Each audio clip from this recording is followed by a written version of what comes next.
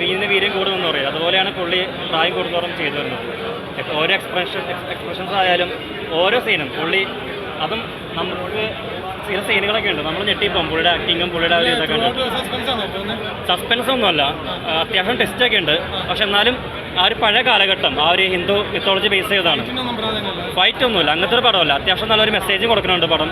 ഒരു അധികാരവർഗം നമുക്കൊരു സസ്പെൻസ് അല്ല, ട്വിസ്റ്റാണ് പടം. ചില ട്വിസ്റ്റുകളുണ്ട്, പക്ഷെ പടം കൊണ്ടുപോകുന്ന രീതിയാണ് ഒരു സ്ലോ പേസിൽ വന്നിട്ട് ലാസ്റ്റ് ആവുമ്പോൾ ഒരു ആളി കത്തലുണ്ട്. ഒരു രക്ഷയില്ല പടം. തിയേറ്ററിൽ തന്നെ കാണുന്ന പടമാണ്. എനിക്ക് പറയാനുള്ളത്, തുമ്പട് സിനിമയിലായി കണ്ടിട്ടുണ്ടാവും. ആ തുമ്പട് ബോളിവുഡിൽ ഫ്ലോപ്പായിരുന്നു. പക്ഷേ ആ ഒരു ഇത് ഈ സിനിമയ്ക്ക് ഉണ്ടാവാൻ പാടില്ല. ഈ ഒരു ഇത് തന്നെ സിനിമയ്ക്ക് നല്ലൊരു പബ്ലിസിറ്റി കിട്ടിയിട്ട് സിനിമ ഹിറ്റാവണം. എനിക്കതാണ് ആഗ്രഹം. കാരണം അതിലുള്ളതുണ്ട് പടം. ഓക്കെ. ബ്രഹ്മയുഗം എന്ന് പറയുന്നത് ആദ്യം തന്നെ ഈ ട്രെയിലർ കാണുമ്പോൾ ആൾക്കാർക്ക് തോന്നുന്നത് ഈ സിനിമയുടെ ജനറാണ്. ഒരു ഫാൻറ്റസി ഹൊറർ ജനറിൽ പെടുന്ന ഒരു മൂവിയാണ്. പിന്നെ തോട്ട് പ്രോസസ്സ് എന്ന് പറയുന്ന രീതി വെച്ച് നോക്കുകയാണെങ്കിൽ ഇതൊരു ടൈം ലൂപ്പ് മൂവിയാണ്. കാരണം ഈ സിനിമയുടെ അവസാനം ഒരു അധികാര കൈമാറ്റം നടന്നിട്ടുണ്ട്. ആ അധികാര കൈമാറ്റം അധികാരം കിട്ടിയാൽ നമ്മുടെ ഇടയിൽ തന്നെയുണ്ട്. അപ്പോൾ ആ രീതിയിൽ നോക്കുകയാണെങ്കിൽ ഇതൊരു ടൈം ലൂപ്പ് മൂവിയാണ്. പിന്നെ പ്രകടനങ്ങളുടെ കാര്യങ്ങൾ എടുത്തു പറയുകയാണെങ്കിൽ മമ്മൂട്ടി എന്തുകൊണ്ടാണ് രാക്ഷസൻ നടികർ എന്ന് പറയുന്നത് എന്തുകൊണ്ടാണെന്ന് അക്ഷരാർത്ഥത്തിൽ ഈ സിനിമയിൽ രാക്ഷസൻ തന്നെയായിരുന്നു മമ്മൂട്ടി.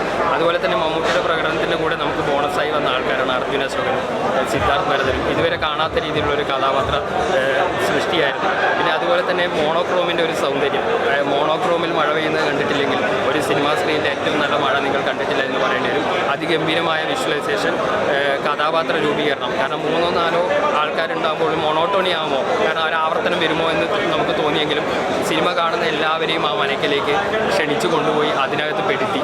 അതാണ് ഈ സിനിമയെക്കുറിച്ച് പറയുന്നത്.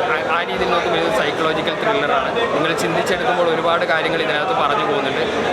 ഡയലോഗ് നമുക്ക് പഴയ കാലഘട്ടമായതുകൊണ്ട് തന്നെ ആ കാലഘട്ടത്തിലെ വാക്കുകളാണ്. നമുക്ക് ന്യൂജൻ വാക്കുകളില്ല. അതുമായിട്ടൊന്ന് പൊരുത്തപ്പെടാൻ കുറച്ച് സമയമെടുക്കും. പക്ഷേ എന്നാലും ഡയലോഗ് ഒരുപാടില്ലാത്തതുകൊണ്ട് തന്നെ ഓരോ ഡയലോഗ് കഴിയുമ്പോഴും ഒരു പോസ് വയ്ക്കുന്നതിന് അത് നമുക്ക് മനസ്സിലാവാൻ വേണ്ടിയാണ്.